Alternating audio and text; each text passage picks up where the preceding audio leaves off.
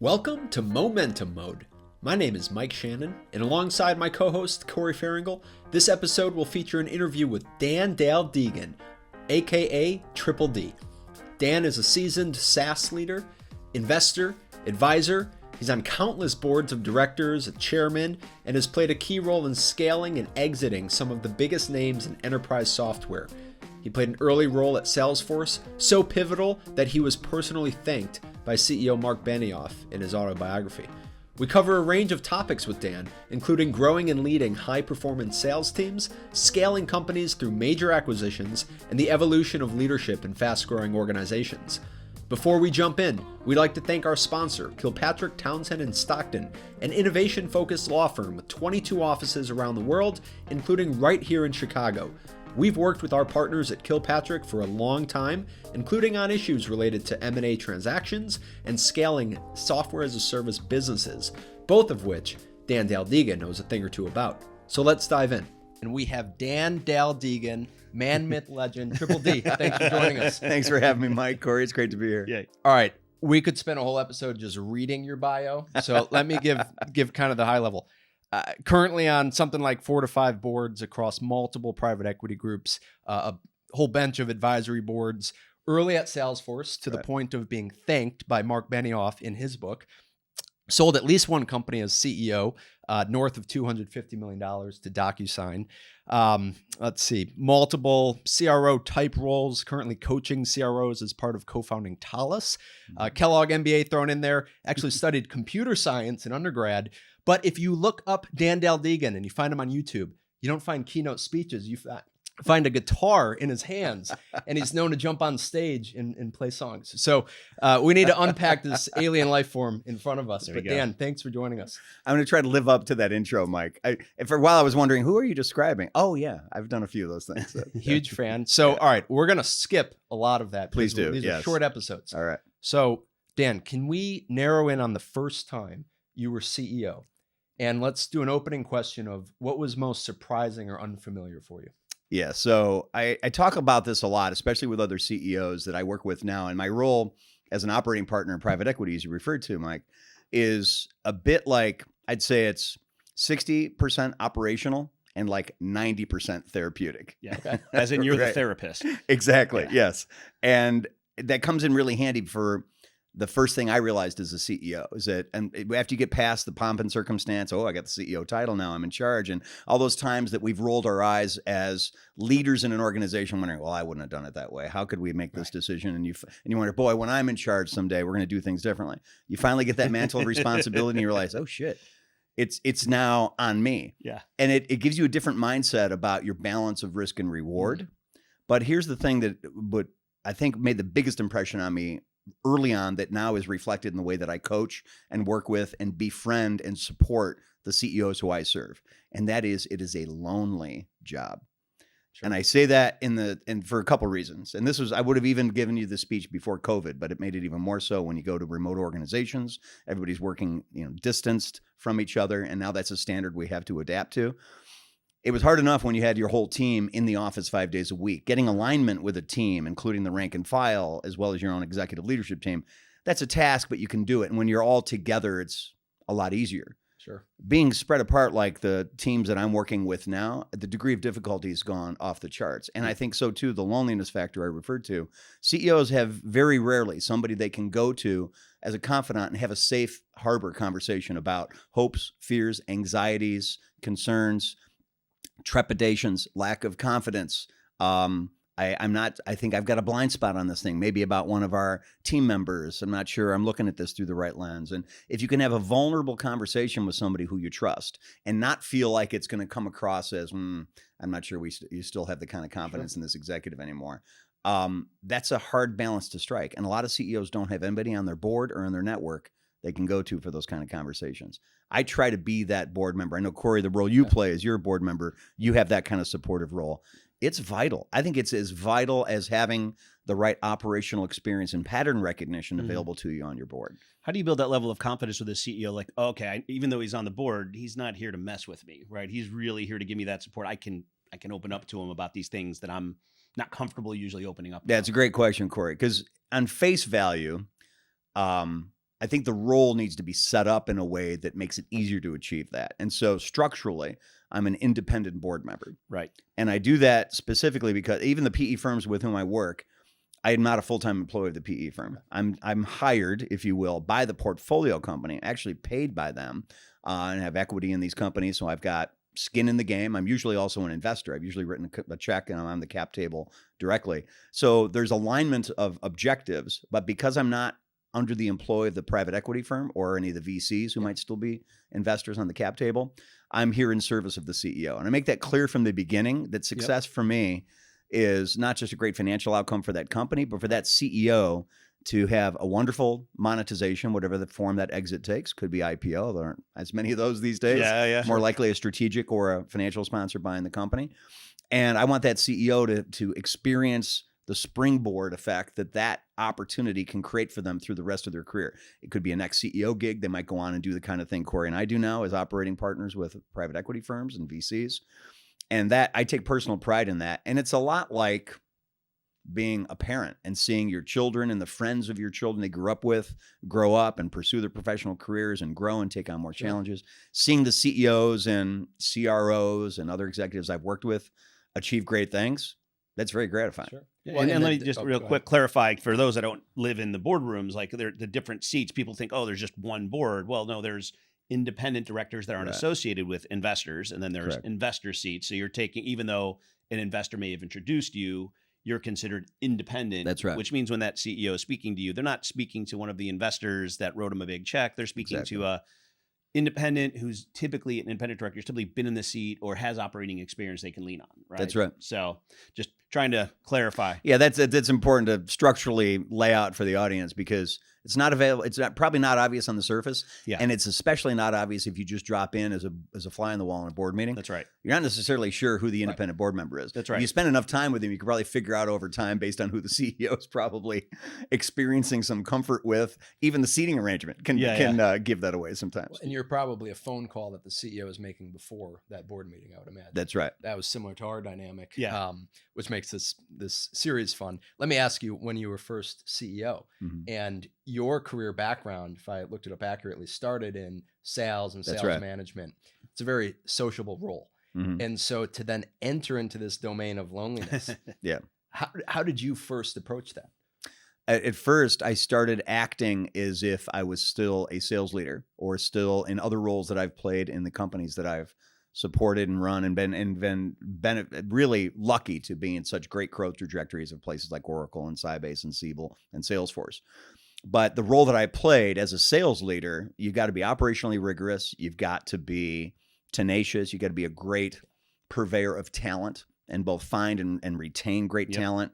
But the way you conduct yourself, you're also a high energy cheerleader. Right. Unlike, let's say, a CFO, a CMO probably also has to be that kind of energy. But the customer facing executives, and especially in a software company, which is where the industry I've spent my entire career, and it's all I know.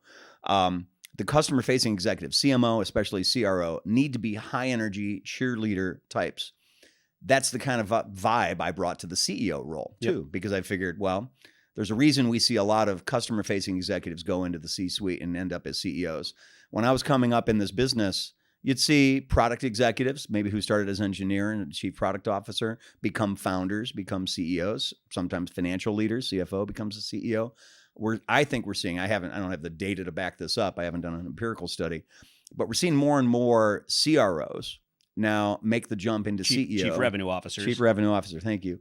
And I think that trend line is for a few reasons. One of which is the skills are very transferable based on what you need to be good at to be a CEO. But I draw a really important distinction. And as a father of 5 children, I've had a chance to see this as a live laboratory. As my kids have grown up, they have 5 kids between 21 and 31 years old.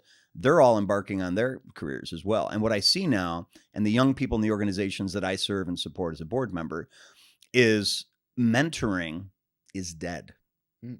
And I say that with dramatic effect because the kind of mentoring that definitely you and I, Corey, the generation we represent, and also probably for you, Mike, and even though you're younger and you came up a couple decades behind us, mentoring that we experienced, which was based on these unscheduled, unstructured conversations were happening in a hallway or Right. over lunch. Let's have a beer after work. Or, hey, Corey, why don't you come in? You're a young guy. Why don't you come listen to the sales call? You're going to learn Yep. something. We're dealing with this objection handling. You should listen to this. Yep. Or why don't you join this account team? And you learned early in your careers, as did I, subconsciously, I'm guessing, how to attach yourself to great mentors and what are the qualities of a mentor. And even bad leaders, the smart young people in an organization will look at bad leaders and say, well, that's good for me too, because I know what I don't want to become. Still stuff to learn. Yeah. Yeah. A bad example can be a great teacher, right? Losing is a great teacher. Winning's also, nice, but usually don't learn much from our victories, right? So I found, the loneliness of the CEO job and the fact that now in the COVID generation, the teams that we're leading are virtual. They're not getting mentored like they used to. We've got to be even more proactive at figuring out ways to give mentoring experiences to the young up-and-coming talent in organizations, because I worry about where the talent cultivation and skills development is going to come from for the people that are now the age of my children and probably your children too. Exactly. Because they're not getting the kind of mentoring we did. No, it's a great point. I had a software engineer at the last company I was leading say, how are these kids going to learn? These other three great guys, in our engineering team, and they were guys, they sat next to me for 2 years and looked over my shoulder. Yeah. And, he's like, I'm willing to come in the office. Nobody else is. What am I going to do? So it's complete demonstration of what you're saying, that casual learning doesn't exist. Exactly. So how do you overcome it? I think. Can I interject one question too on that? The overcome, but also how do you design it? Because what you just described was, that senior executive, I saw them in the hallway, and then hey, young kid, had me tag along. Now that happened somewhat accidentally. That's right. Now it has to be by design, intentional. So what is the design today? It's a great question, Mike. And I think it does need to be programmatic, because the novelty and the spontaneity of that dynamic you described, because it's not happening when you're in the office 1 or 2 days a week. Right. And how many times, each of us have probably been in this position before, where you're on the phone with somebody. It could be an organization selling to you, it could be one of your own teammates, and it's a BDR or some young customer facing, could be CSM, customer success manager, business development rep, sitting in their bro apartment in their own bedroom with an unmade bed behind them, a baseball cap on, and their energy is like this. The unmade bed is part of the decor. I got one in the middle of a call. A woman's mother came in, put a sandwich in, and it patted her on the head and walked out of the room. At least they're getting comfort food. Right, exactly. That's right. But it's depressing as hell. And I put my 20-something self in that role, and I think, oh my God, I would have probably left the industry. Yeah. Because I doubt if I'm unique in this sense. Sales, people that go into sales and end up having a good experience aren't all extroverts. I've seen some very good introverted customer-facing executives and CEOs. You don't have to be an extrovert. But if you are that type, which clearly is what I was born as, I thrive on being around human beings. Yeah. And I think all humans do. Right. Maybe in varying degrees. Not getting that, it creates mental health problems that are mounting, and for individual contributors and rising stars, not just for CEOs. I mean, mental health awareness, probably one of the best developments in the last couple of decades of our careers in this industry has been an awareness and the opening of the conversation of being mindful of your mental health, how to manage it just like you do going to the gym for your physical health. And, there's no easy answers to it, but the fact that it's now openly talked about, and generally people are going to be more willing to raise the hand and say, I need to talk to somebody and not feel like it's coming across as a sign of weakness. I'm glad we're there. We got a long way to go still. Yeah. But that's, I think, part of the answer to how do you do it programmatically.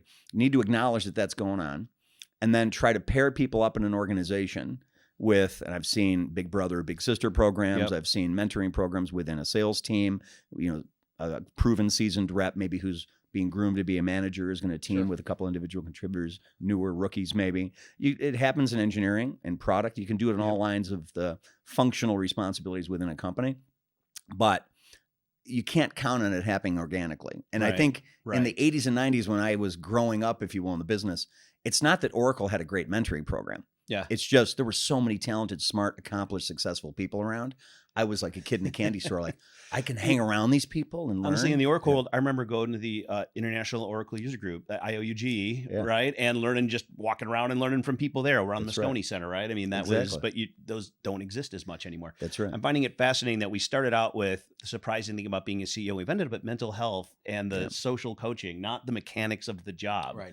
That's right. So interesting how it's evolved in that direction. It has. And yet the mechanics of the job and operational excellence is still one of the key responsibilities of a CEO, is to make sure your team is sharp, that we're operationally delivering upon the objectives that we set out, that you got the KPIs and all the operational rigor associated with how do we keep score of incremental progress, so that at the end of a quarter, end of a year, the results are not surprising. Right. Because there's only 2 days a year we want surprises, Christmas and our birthdays, right? Right. Yeah. In business, we don't want surprises. Yeah. So let me ask you this on time management. Your time can be pulled in all different directions as CEO.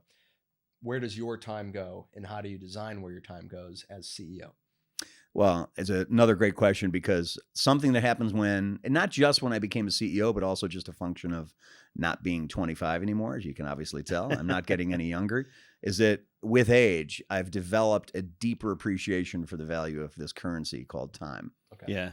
I used to give time away like it was, there was never going to run out of supply. And now I'm starkly aware now that compared to money, time, you don't know your balance. Right. Money, you always know your balance. Money, you can make more money. Hell, you can even get money back. Right. In certain situations. None of that is true about time. Yeah, Can't make more of it. Don't know how much you got left. So But yet we have all there is. Yeah, exactly. But yet we still operate in a way that we're going to live forever. Yeah. So to your question about how do you manage your time, I think a great leader, and not just a CEO, but I think a great leader, and it could be a leader of a 501c3, it could be a leader of a band, of an athletic team, are the ones that will spend time with people in their organization or partners or customers outside the organization in a way that makes that person feel like, I'm not worried at all about how much time I'm spending here. Yeah. I've got all the time in the world for you. Right. Because nothing's more off-putting than us meeting and me continuing to go like this. Right. Going, or checking my phone and making it very apparent to you that I feel like I'm giving you too much time, or I shouldn't be there. And my view is that then don't be there. Right. And do something else. And a mentor of mine gave me really simple advice long ago. He happens to be the mentor that introduced me to my wife of now 35 years. There's an impact on life. Yes, yeah, there you go. And he's a dear friend. And he said, and I was doing that in a meeting. This was even before mobile phones. This was in the late 80s. Okay. As I was fidgety, I was taking notes, and I was being very kinetic. And he looked at me, he stopped the meeting, he goes, if you're here in the room, then be here. Here. And he dropped a few F-bombs in there too. Yeah. So it occurred to me, oh yeah, be available, be present. Because in ways that we're not aware of, we're sending all these signals to people. And that's another thing to be aware of as a leader, especially as a CEO. Everything you do is a message. That's such a big, and you can't walk down the hallway like, you get off a tough call with somebody that has nothing to do with the business. Yeah. It could be your contractor who's building your house and something went sideways and you're pissed off and you walk out and and people see that and go, oh, what's wrong with the business? Absolutely. Wait, I've lived it. Is the quarter going okay? Yeah. And you've got to be aware of that and be like on message. As soon as you open that door and walk in the hallway, it's showtime. Yeah. Smile. Yeah. Smile and wave, boys. Smile and wave. And you got to make contact with at least 3 or 4 people on the way to the restroom, no matter how bad you have to go. That's right. It's like if somebody stops you, hey, can we talk? Yeah. Okay. That's the time when it tells you how universal it is. I told someone the other day, they were like, don't you miss not being in the office? I go, I miss one thing. A walk to the bathroom is easier. And it's because you're exactly right. Nobody stops you. Because you're exactly right. You're completely on your own terms at home. That's right. Yeah. But it does take an adjustment when you go back into the office. So the question of time, what I try to focus on, and here's another element of it I think is an important pothole to be aware of and avoid stepping in if you can. I grew up in sales. What was your functional responsibility growing up in business? Customer facing? Started with sales and moved into product management. Okay, so you're product management. And Mike, you were a product and a sales leader. Entrepreneur. So yes, so you had to do it all. He never had a real job. He started a company right away. That's right. So you I was a student. I had homework, and then I had the company. Yeah, you're like an athlete whose first event is the decathlon. That's right. You have to do it all. That's right. We tripped a lot in that. First exactly. Yeah. So I grew up in sales, and so let's just say for hypothetically, you grew up in product, I grew up in sales, and let's say you were sales. Yeah. that impacts how you think as a CEO and the meetings that you gravitate towards. And I think, and one of my mentors, again, warned me of this. He said, don't spend all of your time with the sales team just because it's comfortable for you and you're familiar with the vocabulary and you feel you can contribute to those discussions. You can even finish people's sentences for them if you wanted to. And you got to force yourself to go spend time in engineering and product and finance and G&A. So they don't feel like, oh, Triple D is a sales, he's all about sales. That's all he cares about. Yeah. And you got to divide your time and be visible and present in those places so people think, oh, a show of love and attention. And I would joke with the engineering team that I've not written a line of code since 1985 when I left the U of I computer science program. And my professors were delighted to hear I was going into sales. It's kind of a left-handed compliment. Oh, Triple D, where are you going to go? Well, I'm going to Oracle in sales. Oh, thank Congratulations. God. Congratulations. now you can tell them you came from U of I. Is that what exactly. They said? Yeah. They were a little worried about me writing code that was going to end up on airplanes or in military weapon systems. And the world's a safer place for the fact that I don't write code anymore. And so it was a natural evolution for me to go into sales, but I've always had to be aware when I went to sales, from sales into executive leadership, and later as a CEO, is to show up in those other meetings in a way that doesn't look like, oh, I'm going to pretend to be an engineer now and be a poser, right? Because they'll see right through that. And engineers are a lot like musicians, and I've spent a lot of time in both universes where they do not suffer fools. Okay. And if you come in, trying to, hey, show me the Python code you're writing, like I even recognize it, they'd be like, what? But you're there to represent process and try and understand, right? And try and make sure they're moving forward. And ask good questions. And just ask them, how's this going? What kind of challenges have you encountered you didn't anticipate? Yep. So they don't feel like it's suddenly an ops review and they got to drop everything and, snap to. But if you're, and really what it comes down to, authentic curiosity. Yeah. If you're really just genuinely curious about what people are working on, and especially on your team that impacts your outcomes, and you know their names. Yeah. I mean, here's basic skill, and it goes back to Andrew Carnegie's How to Win Friends and Influence People. When you remember things about people, like most obviously their name, and elements of their lives in and outside of the business, their personal lives, and you play that back to them in a way when you're talking to them as in very casual ways, it reinforces for them that you give a shit. Right. That you weren't just asking because you were, these are the things I'm supposed to ask to sound curious. But when you play it back to them and you demonstrate you remembered it, there's this, you've probably both experienced it before because you both are good at this too, is people sometimes back and go, oh, you remember my wife's name, or you remember my kid's name, or what school my kid's going to, or the fact that he plays lacrosse or volleyball or whatever. And it makes it so much more personal and human and authentic. And when you develop those kinds of relationships with people, and it doesn't have to be somebody you see every day or that you work with every day, but the degree of trust that you earn from that is off the charts. Yeah. The inverse is also true. Insincerity is transparent as hell.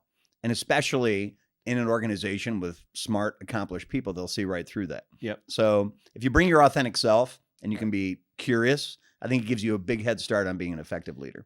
Well, we work to keep these episodes tight, and man, we've flown through our time here. So let me do one wrap up on that point, because authentic self, you opened the episode talking about authenticity.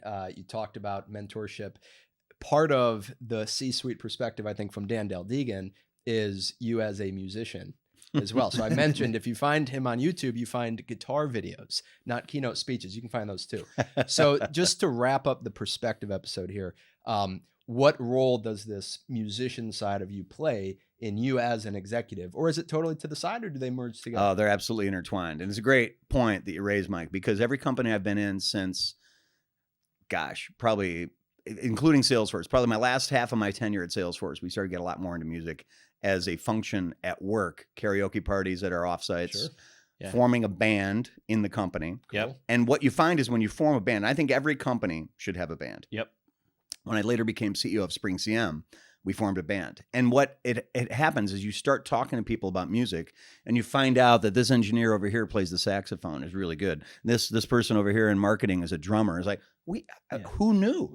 Bring it on. And you learn all these elements of your teammates' lives. And then once you know that, you start learning some other things about them. And then you get together and you jam and you rehearse and you put on a little show. Right. Yeah. And then everybody else, especially after a few pops, will come up and start doing some karaoke.